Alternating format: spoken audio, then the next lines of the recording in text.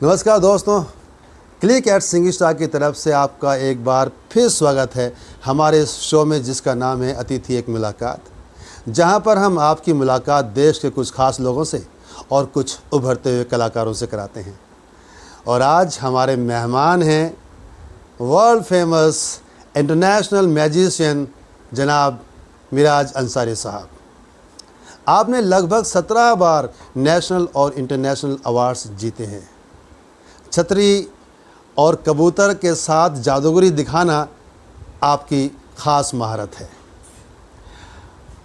अगर आपको ताश की गड्डी दे दी जाए तो पूरी रात आप ताश का जादू दिखा कर लोगों का मनोरंजन कर सकते हैं। तो लीजिए, स्वागत है हमारे शो में जनाब मिराज अंसारी साहब का। अंसारी साहब, स्वागत है हमारे शो में। अंसारी साहब, मैं चाहूँगा कि सबसे पहले आप हमारे दर्शकों को अपने बारे में थोड़ा बहुत संक्षिप्त में बताएं। हाय फ्रेंड्स, सभी को मेरा प्यार भरा आदाब। मैं जादूगर MP अंसारी आज आप लोगों के समक्ष पेश हुआ हूँ। मेरा असली नाम तो मिराज अंसारी है, लेकिन स्टेज का नाम मेरा जादूगर MP अंसारी। शौक में मैं जादूगर बन गया। कॉमिक्स के ज़रिए किसी जादू की बुक का पता करके जादू के पेशे को, बल्कि जादू के इस फ़न को अपना शौक़ बनाया। और ये शौक़ कब में मेरा पेशा बन गया, कब मैं इस प्रोफेशन में आ गया, मुझे पता ही नहीं चला। जादू की यात्रा चलती रही, 8 देशों की यात्रा हो गई, 17 बार मैजिक में कंपटीशन लड़के मुकाबला करके नेशनल और इंटरनेशनल लेवल पर 17 मैजिक के अवार्ड लिए मैंने। 3000 से ज़्यादा, लगभग 3000 के करीब मैं मैजिक शो कर चुका हूँ। बहुत सारे जादूगरों का मैं उस्ताद भी हूँ, गुरु भी हूँ, यानी मैं मैजिक सिखाता भी हूँ।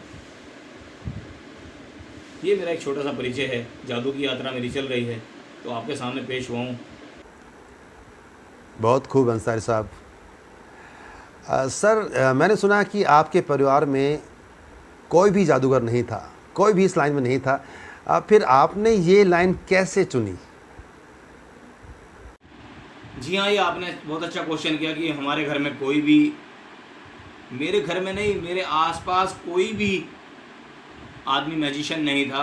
मेरी फैमिली में कोई आदमी ऐसा कलाकार या आर्टिस्ट नहीं था। असल में मुझे बचपन में क्लास 10 में कॉमिक्स पढ़ने का बहुत शौक रहा। तो एक मरतबा एक कॉमिक्स के पीछे 101 मैजिक ट्रिक्स, एक आइवरी यूशर बहुत अच्छे राइटर हैं जिन्होंने बहुत सारी बुक्स लिखी है, तो उन्होंने एक मैजिक की बुक लिखी है 101 मैजिक ट्रिक। तो वो किताब मुझे दिखाई दी, जिसके नीचे लिखा हुआ था कि आप इसको पढ़कर 101 जादू की कला सीख सकते हैं। तो मैंने विक्रेता से कहा कि सर ये बुक मुझे ला दीजिए।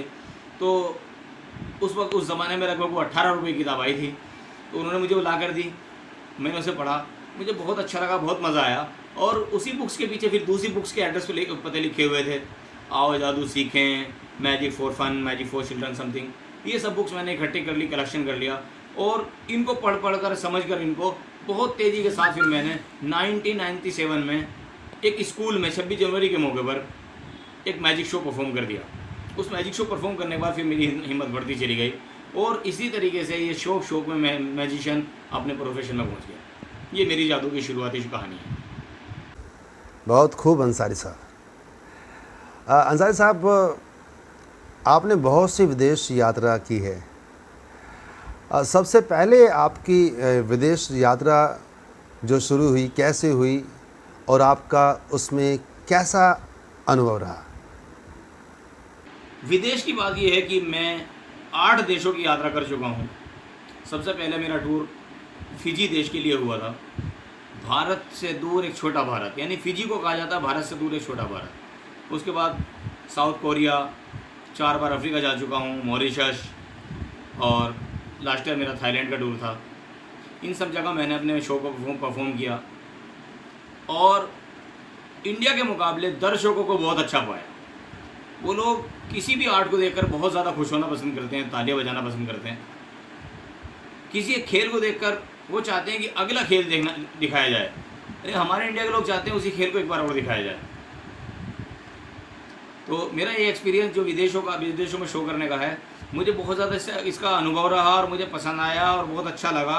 और विदेशों में जाने के बाद जब वापस में फिर इंडिया में आकर मैंने परफॉर्म किया, इससे मेरी कला में और ज़्यादा चार चांद लग गए। क्या बात है अंसारी साहब, आपसे बातें करना बहुत अच्छा लग रहा है।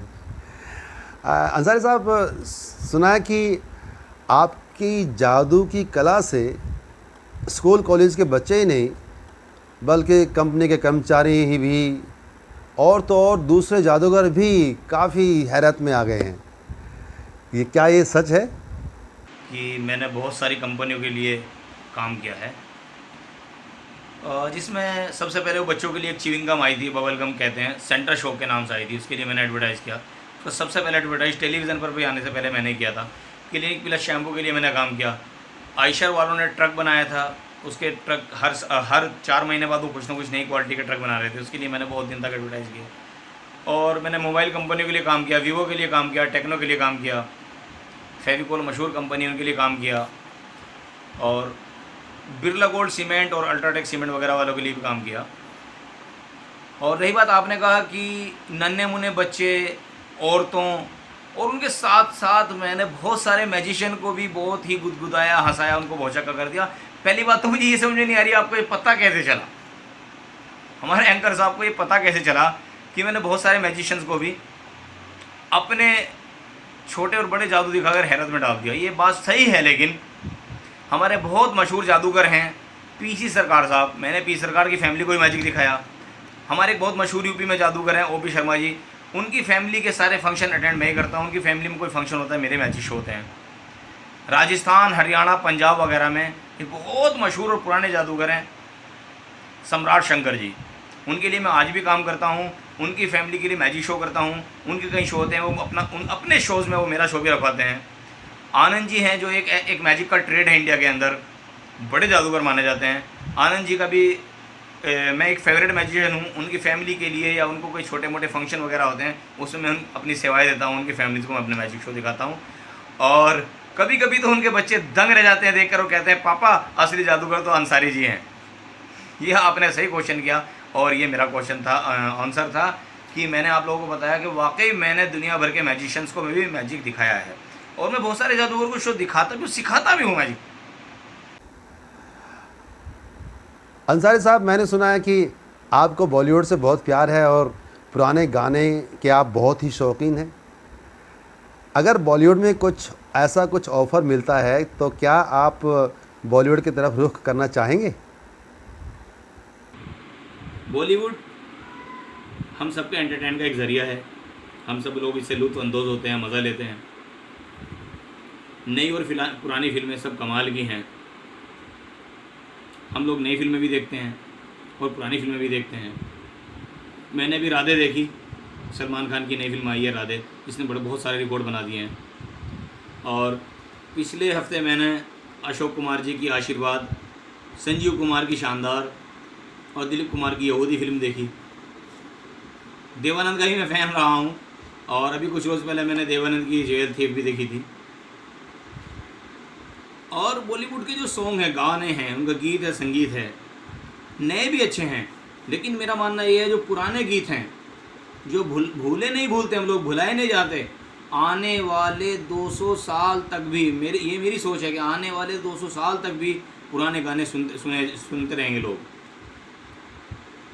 इनका जो रस है, इनमें जो मज़ा है कि पानी लेने के बहाने आ जा, और गीत है तू मेरा चांद मैं तेरी चांदनी, तू मेरा राग मैं तेरी रागनी। ओ इनका एक अलग मज़ा है पुराने गानों का। पुराने गानों में जो रस है इनका एक अलग मज़ा है। और एंकर जी ने पूछा, भाई साहब ने पूछा क्या मैं बॉलीवुड में अगर मुझे चांस मिलेगा तो मैं काम करना चाहूँगा। जी हाँ, मैंने 2-3 सीरियल में पहले भी काम किया है, मैंने साउथ इंडिया में भी काम किया है और अगर मुझे बॉलीवुड से मौका मिलता है तो मैं ज़रूर काम करूँगा। उनकी फिल्मों में भी काम करना चाहूँगा, उनके सीरियल और उनके एपिसोड भी मैं करना चाहूँगा। ये तो एक मज़े की बात होगी। तो बहुत सारे सवालों के जवाब इन्होंने मुझसे ले लिए हैं। पता नहीं इतने सारे सवाल ये मेरे लिए बनाकर कहाँ से लाए, इनको किसने बताया। अंसारी साहब, आपने देश के लोगों को ही नहीं बल्कि विदेशों को भी अपने जादू से मंत्रमुग्ध किया है।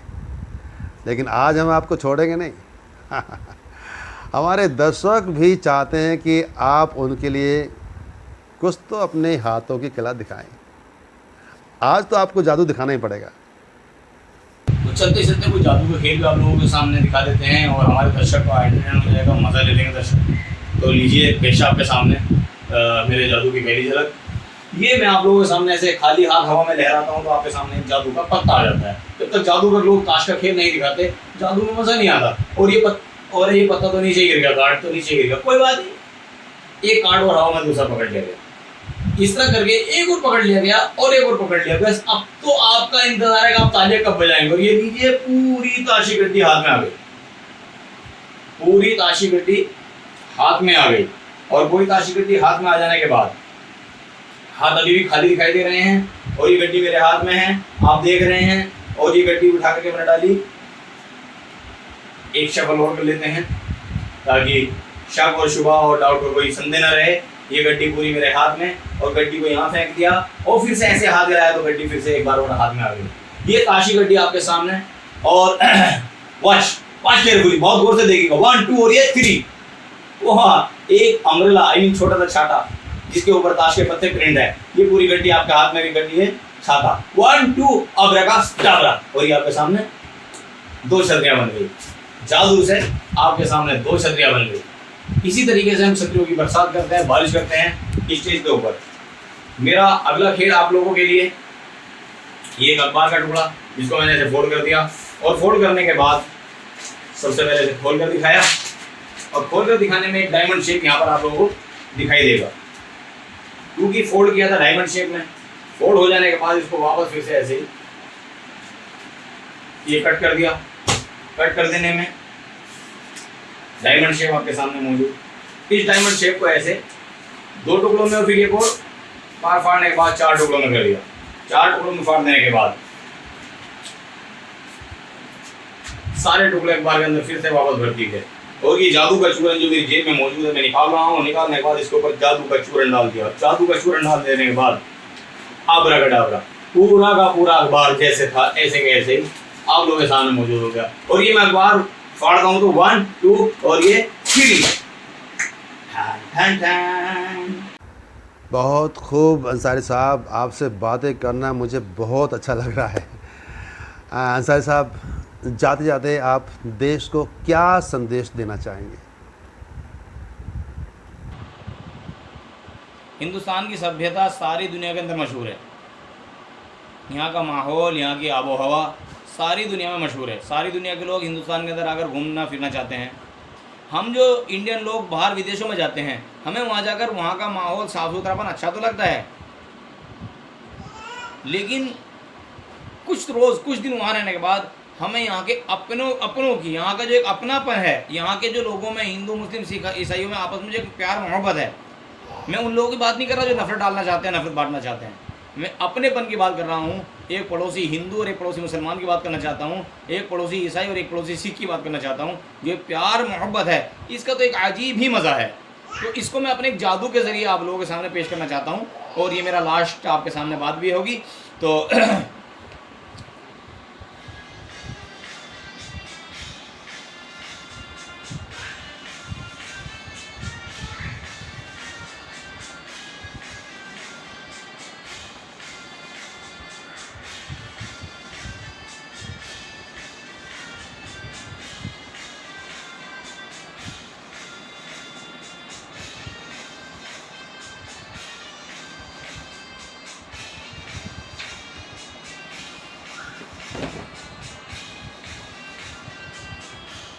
Thank you my friend.